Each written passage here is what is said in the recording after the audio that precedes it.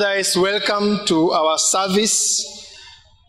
Before I share what I believe, to be honest, I'm so excited for this year, for this Sunday. I'm so excited.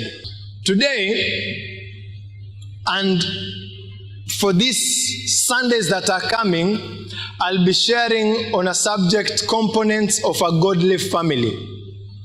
A scholar was here, she mentioned that when she asked the Lord, what shall I share? And I love that. Because sometimes we normally think when you are being asked as a service leader, ni wetu kuja hapa, kusimama anyhowly, and just to tell people, you ask the Lord, what is it? Because service leading, even singing, is part of the service. And God can use every step. And God mentioned family. She explained in her angle. Now I want to bring a different angle of the same thing that the Lord wants you to learn. The components of a godly family. The institution of a family was never a man's idea. There is no culture, no place in this world that men came together and said, let's start a family. And in this family, we are going to have one man, one woman. And then they are going to blah, blah, blah, blah, and then children are going to come. There is no culture or there is no human being that did that. Family was 100% God's idea. And God instituted families that out of those families, the people of the world will be introduced to who He is. That's the sole purpose of the family. So every family in the world, whether it's a broken family, whether it's a working family, whether it's an amazing family, it is giving the world a picture of who God is. You understand? So if you are taking notes, components of the family, and today we are going to deal with one component, and that is the father or the man. Because I know some of you will desire to be married. Na miwaga, I remember, kuna wakati tulikuwa mahali, and I asked the people I was with, you want to get married, who is a man? Define a man. Define a woman. And I normally say, if you are here and you are a man and you want to get married, don't get married until you get a definition of who a woman is. Don't get married until you get a definition of who a man is, because that is the one you are going to. If you don't understand them, you will come and tell us, so we have unreconcilable differences. We do not want that. So today I'm going to put an emphasis on the father or the man. And the scripture that I'm going to use is from Genesis chapter 2, verse 15 to 25. Genesis chapter 2,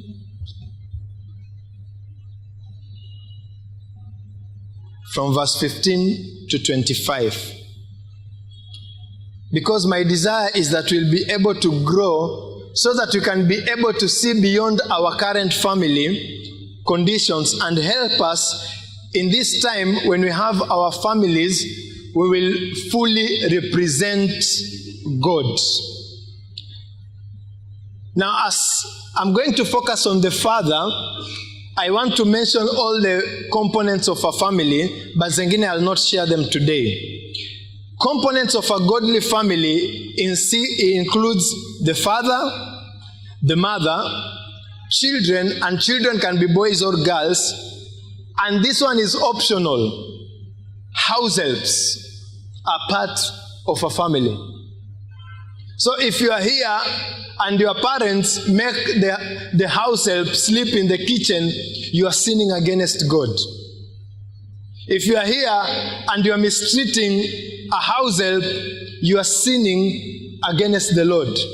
Because even house helps are part of God's family.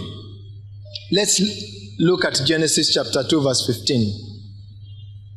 Then the Lord God took the man and put him in the Garden of Eden to tend and keep it. And the Lord commanded the man, saying, of every tree of the garden you may freely eat, but of the tree of the knowledge of good and evil you shall not eat. For in the day that you eat of it, you shall surely die.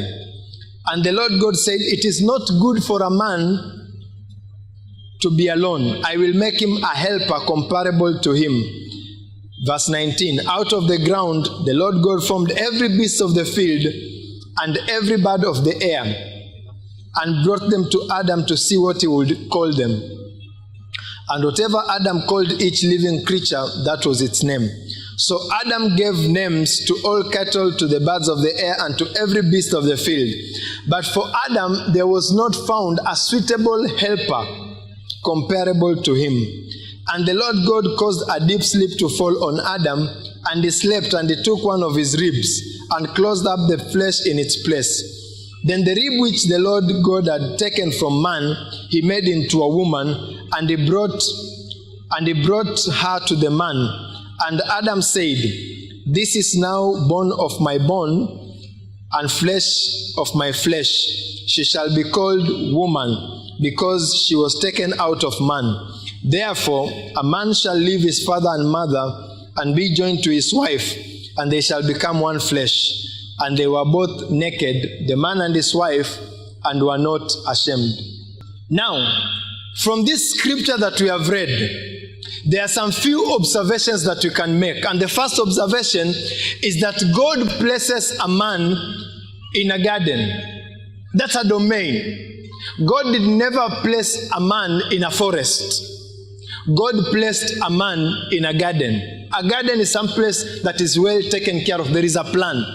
A forest is just like, Cindy Esther, a forest is just a forest. There is no order. But a garden is something that has been tended. So God places a man in the garden. This is going to be your domain. The second thing that we observe is that God commands the man to work it. So God was telling man, you are in charge of this domain. The third thing is God commands the man to protect it. To protect it means you are supposed to make it work according to how I wanted it to work. The fourth thing, God gives a moral direction and the consequences of not following instructions. So everything that was created was placed under the man. Man and woman are equal before God, because we all need Jesus to be right with God. So before God, man and woman, they are equal. But when it comes to the functions and the roles of a man in the world, we are not equal. God, in his wisdom, made a man to be the leader. The man to be the leader of the domain that God gave him. And that's why when you read 1 Corinthians chapter 11 and some verses there, the Bible says, man was not created for woman, but woman was created for man. So ladies, I know today we are living in my right. Some of you are aspiring to be the you can work in feeder, but just understand God's order when it comes to the roles and the purposes in this world and in creating a godly family. Man is the head of the family. Paka hapo tumeelewana? Don't throw stones at me. Those are scriptures. So, let's look at this man. God intended that when you look at a man, you are supposed to be looking at a now showing, coming soon. God wanted you to see a precursor of who he is. And we are going to see both from scriptures.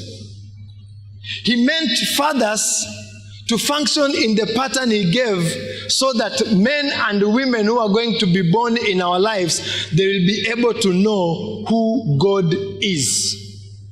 So from this scripture that we have read and from a biblical overview, when I say a biblical overview, it's when you take from Genesis to Revelation. There are some functions that come out very clearly concerning a man. And I want to share with you, if you are here and you are not married, please listen to me very careful. Because God has not given you a guarantee that if you disregard his order, your marriage will last. In fact, he has given a guarantee, if you disregard his order, your marriage will not last. And them times kusema, oh, bwanangu siku hizi, hata siku hizi, yuaenda kesha paka Sunday. Yes! Oh, bwanangu siku hizi, amenunua mdoli mwingine, sijui aitwa Samantha na hataki mtu amguse. Yes! If we break the order that God intended, it will come with its repercussions. So I'm sharing with us today, and especially for the men who are here, so that you can be able to listen to the heart of God, and also for the women who are here, so that you can also be able to listen to what a man is. Because trousers don't make a man, and neither is that thing in the trouser makes a man a man. You understand? That is a fact that we must come into terms with. Not every person you see in a trouser is a man. It takes courage and work to be a man. It takes it. So the first thing that we are going to look at, when God created man and made him the head of the family, the first thing that God wanted the world to know is that man is meant to be a provider. Girls say amen. Ever through from Genesis to Revelation, God has shown himself as a provider. When you read Genesis chapter 3, after Adam and Eve sinned, God provided a covering for them because they had taken leaves. So I don't know how, I think maybe Eve alitumia 4. 1, 2, 3, 4. Na pengine ni ya mgomba wa ndizi because they are that big. Adam, you know, men we normally don't care how our behind looks, so 1. But God saw their need, that they are ashamed, and he provided clothings. When you go to Genesis chapter 22, the Bible commands Abraham, go into the mountain that I'm going to show you. And Abraham gets there. And Abraham is ready because the Lord tells him, now I want you to sacrifice your son. And Abraham took a knife, ready. And then the voice from heaven said, do not harm your son, because I have seen that you could not withhold even your very own son. And God provided a ram. And it is in that scripture that we get Jehovah Jireh, the Lord who provides. Our God does not provide only for human beings. When you read Psalms, chapter 147 and verse 7, the Bible says, sing to the Lord with thanksgiving, sing praises on the harp to our God, who covers the heavens with clouds, who prepares rain for the earth, who makes grass to grow on the mountains. He gives to the beast its food, and to the young ravens that cry. So the Lord is showing us that he is a giver. And that's why God created a man. That you, man, I'm putting you in charge of this dominion, so that as you provide for your family, they will know that God is a provider. It is very easy. You can link them to me. So what is man supposed to provide? Man is supposed to provide for the physical needs. The physical needs that we know today, food, shelter, clothing, education, especially about God. When you read Deuteronomy chapter 6, the Bible talks to the parents, especially to the men. Teach your children about God. It is my responsibility as a father to teach Amani and Emmanuel how they ought to relate with God. That's why sometimes I carry him for prayers. That's why sometimes even when we have night meetings, I'll carry a mattress so that he can be able to see from a tender age. I don't do it because anasumbua mamake nyumbani. No. Because I know God intended my son to learn about him through me as a man. Through me as a man. What other thing is men supposed to provide? Men is supposed to provide leadership and direction. Leadership is the channel. You define the channel, the way things ought to be, and determine how that family ought to run. Let me tell you girls, you cannot get into a family and you want that family to run your way. That family will break. God never intended it that way. But me, I'm more educated than him.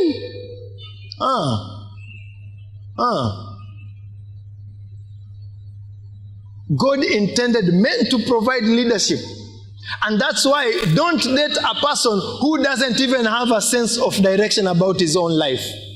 Don't. Mtasumbuana. Kila saa atakwambia tu wajua mazee kila nikikuona mazee na feel. You will have many kids without plan. Because the guy wants to land. The guy wants to land. The guy wants to land. There'll be no end in landing. Direction. Can I tell you something? Even direction about sex, it's the man who gives it. It is me who will teach kina Manu who you will have sex with. And I will tell it's your daughters. When and how. It is me. That's the direction. Do you know, naturally, we can have sex with anything. Until we are taught differently. It's not automatic that we'll have sex with women. It's not. And the world has proved it. Nowadays we have men sleeping with men. Sasa tumetoka men with men to men and computer. Because Samantha is just but a computer. But Samantha understands my feelings. It has been computerized. Yes, some other day we were talking with my wife. And I was asking her, can you imagine if a man gets Samantha ambaye amekuwa abused? Ni Samantha lakini amekuwa abused. There are people who will die. Because atashikilia kitu, ibaki hapo hapo. And then because it's a machine, anajiweka default, mzee utapigwa shoki mzee. Ukitoka hapo engine kaput. Tutakuwa tukikuona tunasema I'm serving the Lord. Ni hata women ni Samantha baba. It is not automatic that children are going to have sex with the opposite sex. It must be taught. And that's why when you read scriptures, God put a whole chapter in Leviticus who to have sex with. If for those who read your Bibles, go and read Leviticus 11 near chakula.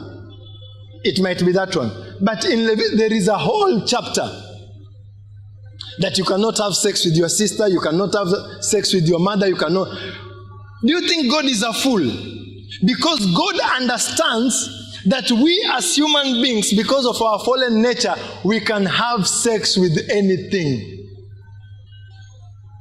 Anything. How many have had human beings having sex with animals? Yes. We imagine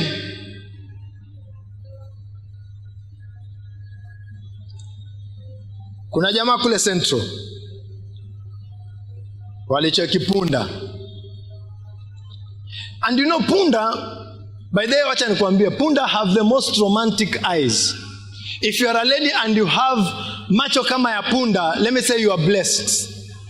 You are blessed beyond our ability to appreciate you. Because punda are, you understand? Cinderella.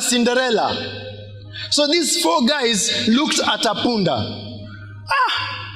Akasema wazee punda ametucheki romantic, and they took that punda. So I don't know if I should say they sodomized the punda until the punda died. Yes, in Kenya, not Maju. How many heard of that story? Kwani guys, where do you live? Mimi na Edu peke yake tu. Ama mimi and Edu we are nasty. No, we are not nasty. Those are news. Now, for those who know body anatomy of a punda, punda is believed to be blessed by something I will not mention. Compared to human beings, Jackie ameipata. But the punda died. So maybe punda looked at, yani hawa wanadamu wanaweza kunifanyia hivi, akadedi. And so God intended men to give direction. And when you give direction, you can talk to them about Him. Because God gave direction. That's why He gave us the 10 commandments. Thou shalt not. Those are directions. Those are leadership. Thou shalt not cross this. This you shall not do. This, that is direction. And many of us today, me I don't want. And let me tell you, if you are a lady here and you are not willing to submit to that man, don't get married to him. It will not work. I assure it will not work. If you look at that man, even if you are dating right now, even if you are engaged, and in your heart you have said, I will not submit to his leadership, please break today. Break today, because it will never work. Because there are some times when you give direction, it is not easy. It is not easy. That's why when you read the book of Joshua, chapter 24 and verse 15, Joshua comes and tells these people, you guys choose this day the God you will serve. Either you will serve the God your father served on the other side of Egypt, but for me and my house, we are going to serve the Lord. Now sometimes that's not easy.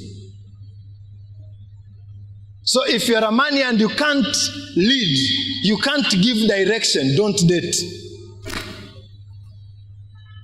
Don't date. You don't qualify. You are still a boy. You need to come to school so that we can toughen you up. Even if you are 40. Oh, mimi pastor, mimi I'm 40. Mistari nkona. No, ataki mistari, tutaka direction. Isaac alikuwa na mistari gani? Isaac wa Bible hakuwa na mistari yote, si aliletewa mrembo. So si mistari. Kwanza hata mistari yenyewe umesubscribe. Tupatie simu yako tuone kama utakuwa na mistari. Daily mistari. You say words that you don't. Have you ever seen snow? That you know your teeth are as white as snow. Have you ever seen snow? Wewe waishi Kenya, snow uliona lini? Alafu amwambia mistari nitoka Amerika, ni ya Amerika bana. What women need is a man with direction and leadership. And sometimes giving leadership and direction kusema ni njia. But honey, that's a man. Not to bulldoze, and sometimes by the way you will bulldoze. Baba nakusikia, I call my wife Baba. Baba nakusikia, but this one, no. And you know, according to their nature, they will always come again. With imeongezwa ladha. I was thinking, Yeah, I know. Ile kitu nilikuambia last time. Okay, I agree with you. It was not. In fact, and then she will suggest the same thing differently. That's their nature. That's their nature. But if you don't give leadership, you say, But see, I think we talked about that one. You said it differently. Concerning that, this is the way this family is going to run. Whether you have PhD in planning and development, you think this way. Sarah and Abraham. Abraham was putting Sarah in a place where another man could have sex with her. And yet Sarah obeyed. And when you read the New Testament, God commends Sarah for that. That he even called, when God is giving an example of submitting, he mentions Sarah. You understand? So men, leadership, direction. And that way, God wanted the world to know that he is a God who gives direction, that he is a God who gives leadership. Leadership is choosing a path. Giving direction is sticking, choosing to stick to that path. That this is how we are going to do. But is that what we see in our men today?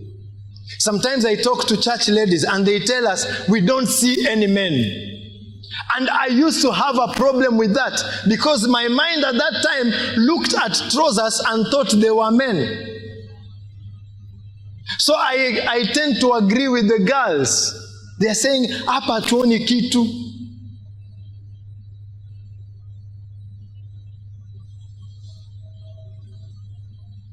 Na nyamaza kidogo ili isink. Msione ati nimepotea mapoints. Na nyamaza kidogo. Today we are having men that cannot provide for their kids, but they can buy an iPhone X for their girlfriends. Today we are having men who are also looking for women as a provider. There was a time I asked, what kind of a woman do you want to marry? I said, me, I want to marry a woman who can provide. Jesus.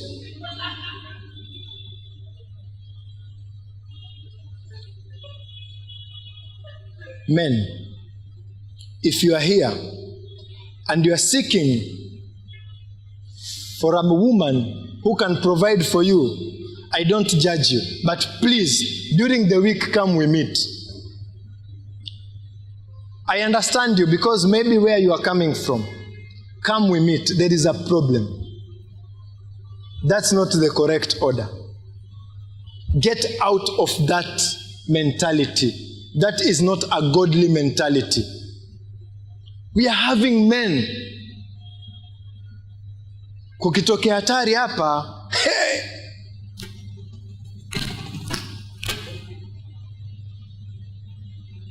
Men cannot give direction because them themselves are lost between being men and being boys. You behave the same way a 14-year-old behave. Even if I'm a girl and you come and talk to me, I will say no. You can't behave like a 14-year-old. You study war. Study World War I, World War II. The guys who are going to go to the army in the front line, they were men. Age 17, 18. And most of them, they would marry before they go to war. So that they know we are going to fight to win, so that I can come back to my wife. But squeeze ukiambia mtu yuko 20, just get out of your mother's house. Dunia inapasuka. And I'm going to repeat it again. Please, umemaliza shule? Pastor, sina job. Go and stay with your friend. Toka nyumbani. Oh, wajua mimi ndio encouragement pale, mimi ndio lead Bible study. Toka nyumbani. I don't have a place to stay. Go and stay with another brother kwa nyumba ambayo ina stima. That's how you start. I have told you how I started my life. Fortunately for me, I was working when that idea came. Even the first knife I used, my friend stole it. With 3 plates and 3 sufurias. And because we were not women, we bought sufurias of the same size. So ujui ipi ni ya sima, ipi ni ya mboga. Universal. You hear a man 25 years old. Anakuja ambia pasta mimi niko na njaa, mamangu hajaniachia dishi. I just do my run like this. Mamako hajakuachia nini? Kufa. Nilimwambia please die. Die of hunger. Let hunger kill you. 25. Mamako hajakuachia breakfast. Die of hunger. And you girls, don't date such men. Anaishi kwao. Lunch, breakfast taken care of. You will never be taken out. Kila saa atakwambia mazee na filiki picnic. Wenjo na we just come, mimi nitakuja na food. Hiyo food ametoa kwao. Don't.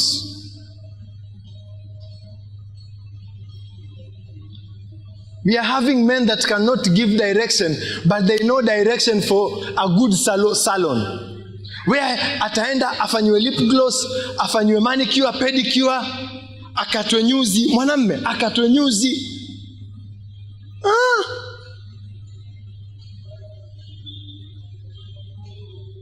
Lip gloss.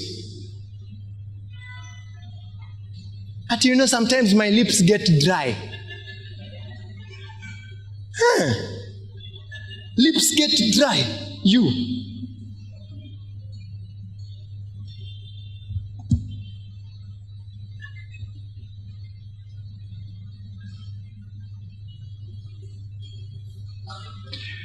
Those things are not bad. I tried once when I was getting married. So you know I was marrying a woman. So maybe she wanted me to look like her. So I went and they put something on my face, and honestly it was an senior. And then I can't do anything for the next 30 minutes.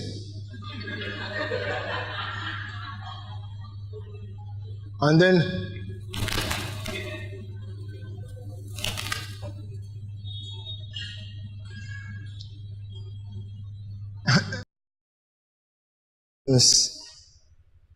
I tried wafanye makucha, nililipa lakini hakunifanyia. Because I can't stand somebody cutting my nails. So akaniambia basi hata kasi wacha nikupake hiyo naked, yaitwa naked, something naked. So nikapakwa naked mwenyewe. But nilipa kwa sababu nilikuwa na harusi. I was getting married. But there are some men, they have no direction in life, but a direction to a salon they know. That example it distorts the image of God to the people. That is not who God is. That is not who God is. The second thing, God intended a man to be a protector. A protector. Miriam in her song in Exodus 15 calls God a mighty man of war, one who has triumphed over the Egyptians. Historically, women never went to war, by the way. War was a domain of the men.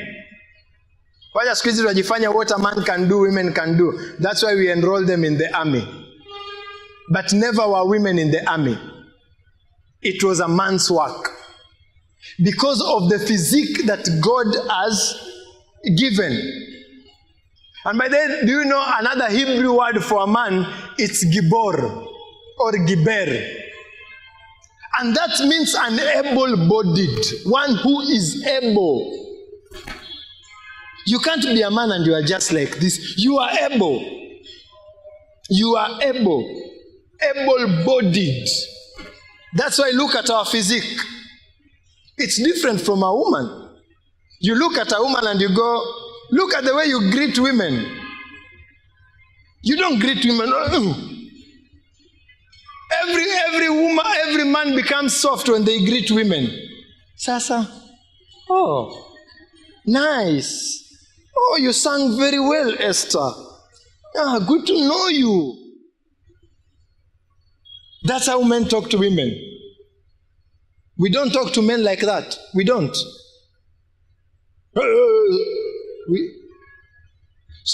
By the fact of our physique,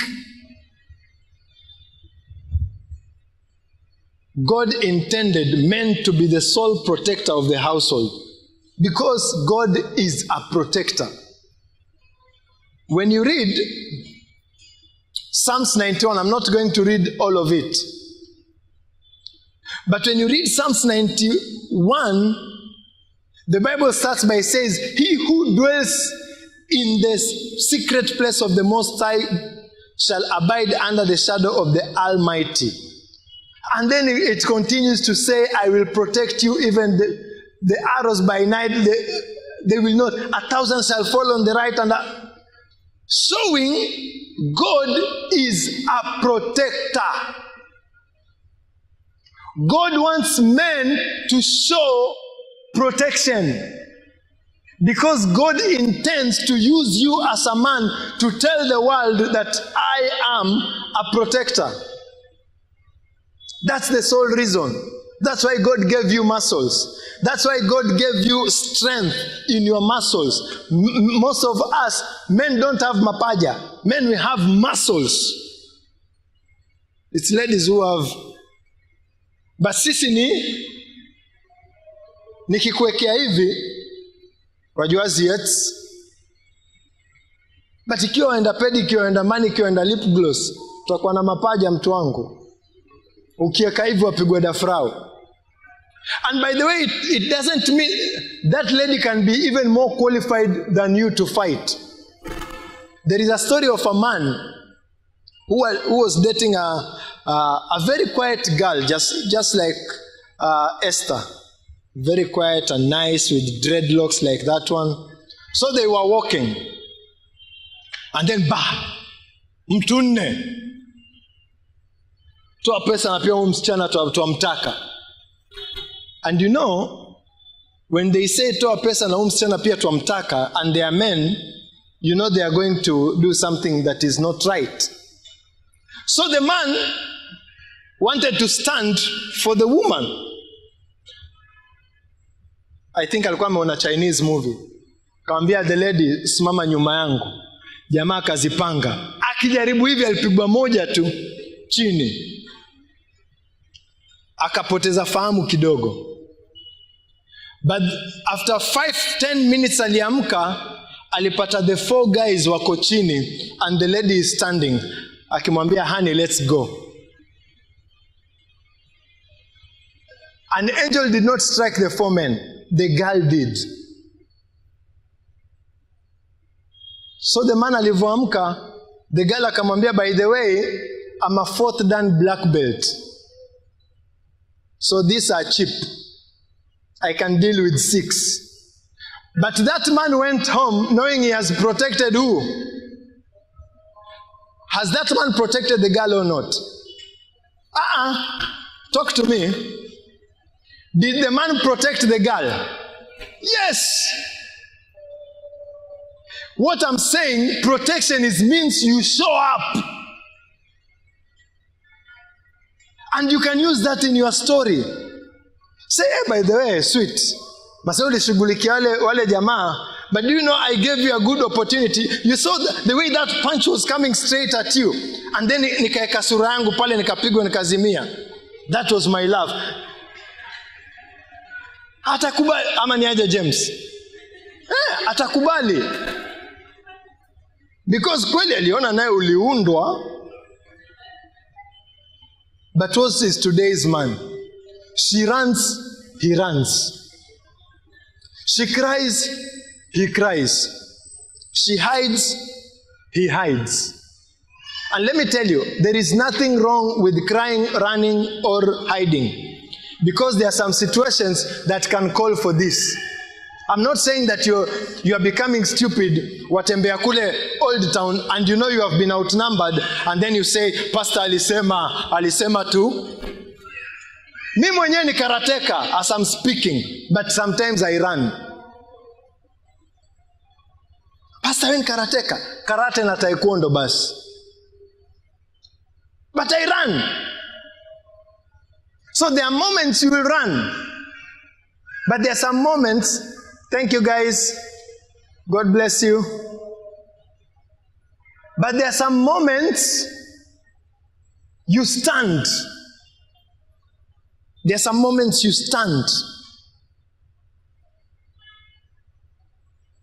But God's purpose for creating man was so that man can offer protection to the family, so that it can become an easy way for the children and even the wife to know that God is a protector. But today, most men are not behaving like that.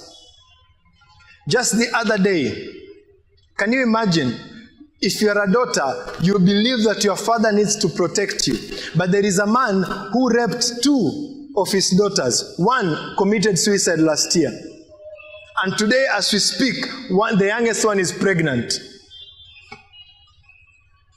You just imagine, what image of God do they have? In Naivasha last year, there was a father who sodomized his own son. Mimi nimshikie amani nimuingie nyuma as the father. What image of God do they have? That's it. That is what we are talking about here. The image of God is being distorted by today's man, but it will not change God's desire that men offer protection. And this protection is not only physical but also spiritual.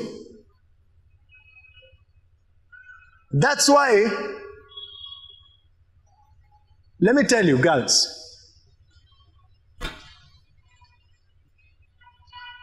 when you want to enjoy a marriage, even sex, I'm learning that sex is very spiritual. Your relationship with God is there, you will enjoy it, and you will not ask for it.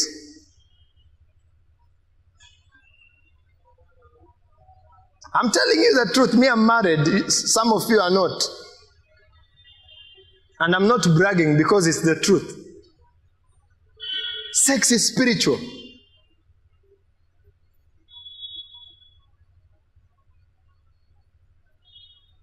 Don't get married to a person who cannot present you before God. That's a challenge.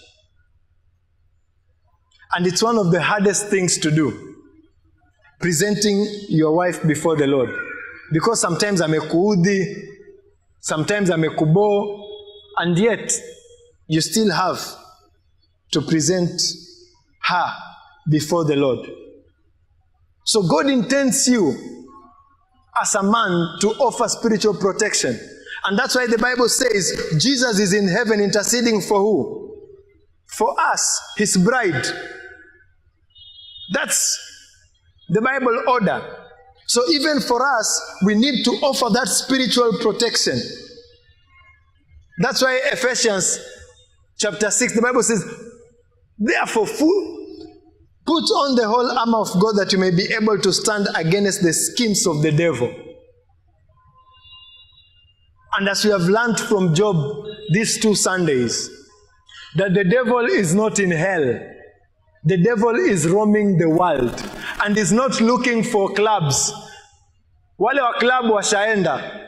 The devil is looking for you who are trying to make sense out of your life. The devil doesn't have to lie to Rihanna. The devil doesn't need to pursue after Diamond. Why? The devil is wise.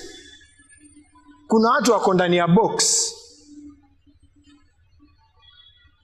And that's the truth of the matter. I'm not judging. It's the truth. It's the truth. The devil is after you because you are trying to make sense out of your life. And he will pursue over you so that you fail. Wacha tuendelee. Man as a lover. That is another thing that God intended men to be. Oh, asema hapo, thank God, Pastor, my boyfriend is a lover. Akona 3 girlfriends. I'm not talking about that kind of lover boy. That's a lover boy. That's an abomination. I'm talking about a lover, one who takes delight in the major theme of the Bible is love. That's why the Bible says God gave his only begotten son. He loved the world so much so that we don't get lost. God intended fathers to shower love unconditionally to the family. To shower that love, not because your children have performed well. To shower that love, not because your wife cooked the way your mother cooked, but to shower that love unconditionally. Do you see the way Jesus loves you? Do you know the truth about you? It is only you who can tell us. Where you were last night, the things you did last year, and still God loves you anyway. Now God wants us fathers to love children and people exactly the same way. And by doing that, we can be able to tell the Lord, that is it. I can be able to tell my children, you see the way I love you. Even though I'm not perfect, there is one who loves both of us. I also call him Father. He is in heaven, loves you. And because he loves you, he gave his only begotten son. That is what God intended for us to have family. You understand? God wanted us to be lovers. But today we pay for our abortions. We chase our kids and many of them become street kids. And even others end up killing their wives and children. That distorts the image of God. The last thing that I want to share is God intended man to be purpose-driven. God never did something just for the sake of doing it. Everything God created is for a purpose. Even a mosquito is for a purpose. Remove any of whatever you think is not important and see the effect. Go and kill all the hyenas in this world and see the diseases that are going to come to the world. Destroy all the vultures in this world and see the diseases that are going to befall this world.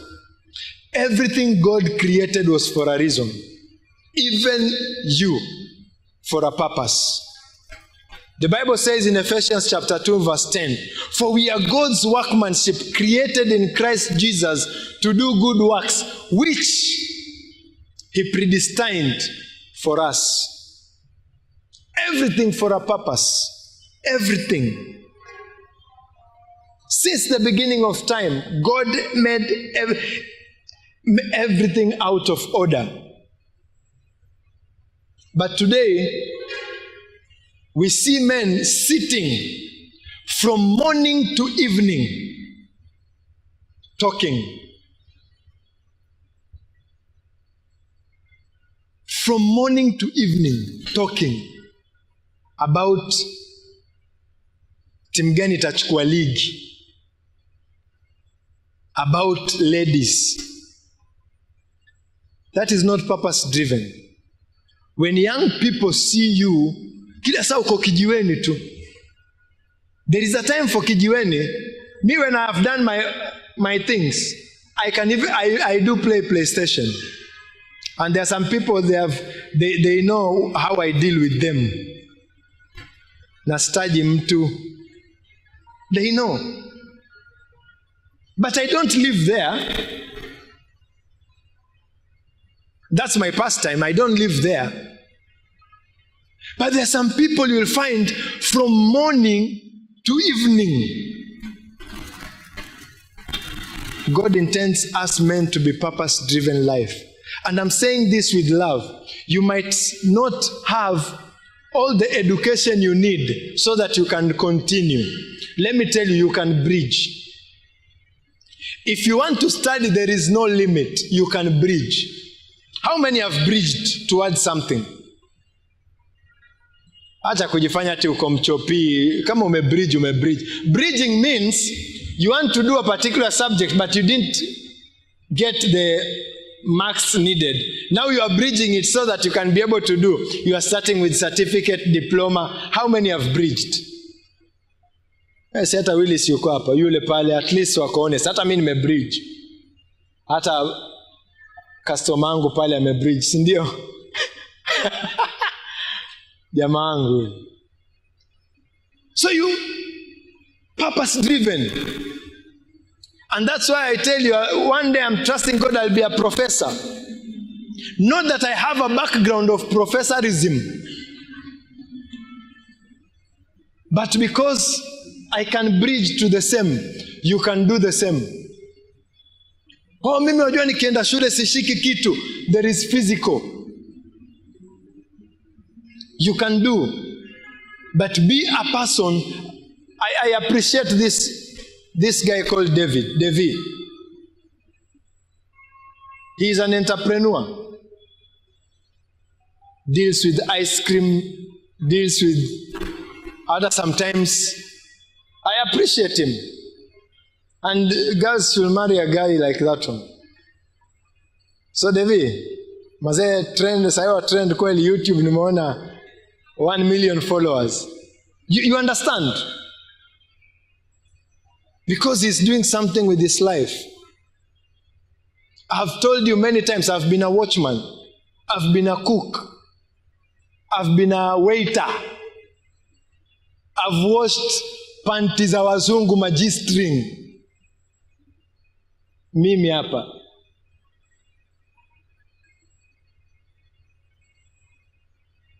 Did I want? No. I did that after working for Coca-Cola. Certainly, I was from Coca-Cola. Well, imagine Coca-Cola, white, black. I used to get in here, young youths admire me because of the uniform. And then pengine chest ilikuwa kidogo. Six pack ilikuwa kadogo kameanza kutokea until Betty came around. You know. Squeezing in 1 pack, but God is restoring. God is restoring. You understand? I did that. So can you. So can you. Oh, mazee pastor hakuna kazi, umeshatafuta kazi ya watchman, ukakosa. Oh, pastor, ushai kujaribu kuwa photographer, sikandie yuko hapa. And see, it pays your bills. Sasa, wajua pastor mimi kazi ya kuchungulia vitu. Sijuzi uliniambia ulikuwa umechungulia watu wewe. Kamera ni ujue kuchungulia tu hivi. Kuchungulia na kufinya wewe itakushinda. Come we pray, pastor sina camera, let's pray. That one we can pray. But be a purpose-driven man. Do something. Go for a training of whatever kind, even if you will not be paid. Let me tell you of a friend of mine anaitwa Humphrey. Humphrey wanted to be a medic. But at that moment in his life, he didn't have money and he was staying with his brother-in-law. And things didn't work out. So he moved and I hosted him. And in Mofi that time, we challenged him, what have you done? Okay, me, I want to be a medic. So can you be a medic now? No. Okay, we have somebody in our church who heads Voyager. Can you go there and train as a pool attendant? Write a letter. He wrote a letter, went and trained as a pool attendant. So wakati hotel ziko busy anaitwa. He got employed. Kukatokea nafasi Masai Mara. He went to Masai Mara. And by then he's the first person who made me take the first flight. And he's the person who sponsored me to go to Masai Mara. Some of you have never gone to Masai Mara. And to look at the wild. He's the person. Because of the friendship. Now let me tell you. As he was working in Masai Mara, as a waiter, see manager as a waiter, he waited upon two couples. A couple, old, and he treated them so well. And this couple asked him, what do you want to do with your life? Because I think there is more. And Humphrey said, I want to be a medic. Akaulizwa, how much will it cost? And he was going for a private university. Akasema, I go and look. Let me tell you, today as we speak, Humphrey works in Nairobi Hospital. In Nairobi, paid for. Kuanzia mwanzo mpaka mwisho. And 2 times he has gone to America. Reason, he started doing something. Pool attendant. Pool attendant ni kurusha tu chlorine ndani ya maji tu na kutoa uchafu. Waiter ni mtu ameitisha kitu wamletea. Just that, God used it to open a door. Today as we speak, Humphrey works in Nairobi Hospital. There are some of you that kutibiwa Nairobi Hospital huwezi kutibiwa. Because of the money they pay. I'm sharing this story so that you can be able to see. There is a girl called Lisa. We were together in the youth. Karo yuko wapi hapa? Okay, leo hajakuja service. Lisa works with ICAA Insurance. Lisa, as we were in the youth, she used to work as a maid. A maid. Today she has masters and she's a manager in ICEA. Rose Esipila, our accountant. CPA 6 ile ambayo Anita yaitafuta. Ni CPA 6? CPA K certified. Akona degree in finance and accounting. Worked as a maid. Wa Muislamu. But many of you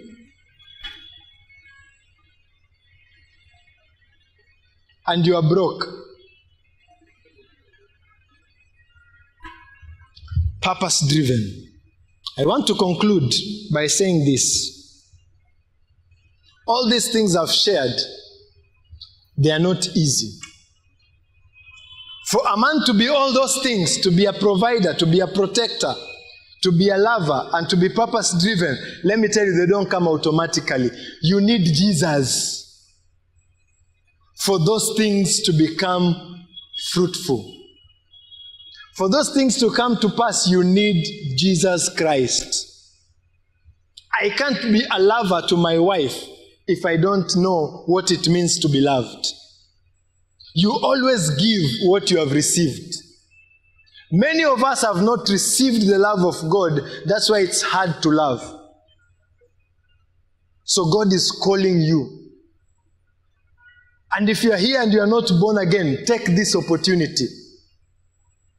God wants to love you so that you can love people. Whether you are a man or a woman, God wants to love you. The Bible says perfect love casteth out fear. Many of you are fearful. Oh, mi naogopa, watu wananijudge. Mi naogopa, you need love. No, Mimi, why are people not commenting about me? You need love. You need God's love. It will assure you.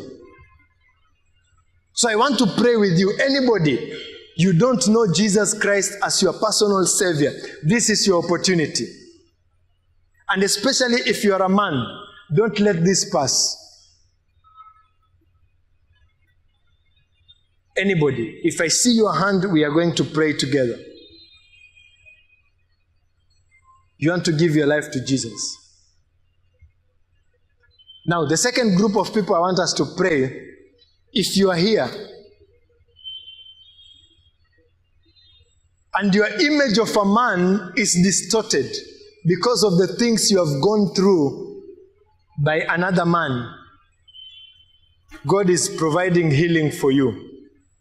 God wants to restore that image. Because if you walk with that image, you'll never relate to God as a father. God, there is nothing that God shows himself more in the Bible than being a father. He says, I'm going to be a father to the fatherless, a father to the orphans. I'll be a father who provides for you. If you have been hurt by a man, and this one you can be a man or a woman, I want you to stand. I'll pray with you. Don't be embarrassed. It's about you. Me, there was a time I felt my father has hurt me. I dealt with it. He died. I have peace with him. Are you here? And you have been hurt in the hands of a man. I want you to stand. God wants to give you healing. Somebody raped you. Somebody used you. God wants to heal you. God wants to heal you. If you're there, please stand. So let's surrender to God. Father, Lord, we are standing before you, knowing that you are a healer. You have given us your intentions for a family, and especially for the man and the father. Your ways are perfect, but our ways are crooked. And out of our crooked ways, Lord, it has hurt us. And that's why your children are standing. You are familiar with every place that is hurting. You are familiar with every word that is going on even in their hearts right now. You know the reason and the purpose of why they are standing. And because, Lord, they have honored you and stood by faith, then, Father, in the authority of your word, and in the name of Jesus, I speak healing over those who are standing. Minister to them, Lord. Give them a kindness over that area and a favor over that area, that, Lord, they will know actually you have done what you have promised this morning. Restore that image of a perfect father, and that is you. Thank you, Lord. Thank you, Jesus. Thank you, Father, for hearing our prayer and for ministering to the needs of our hearts. In Jesus' name we pray. Amen.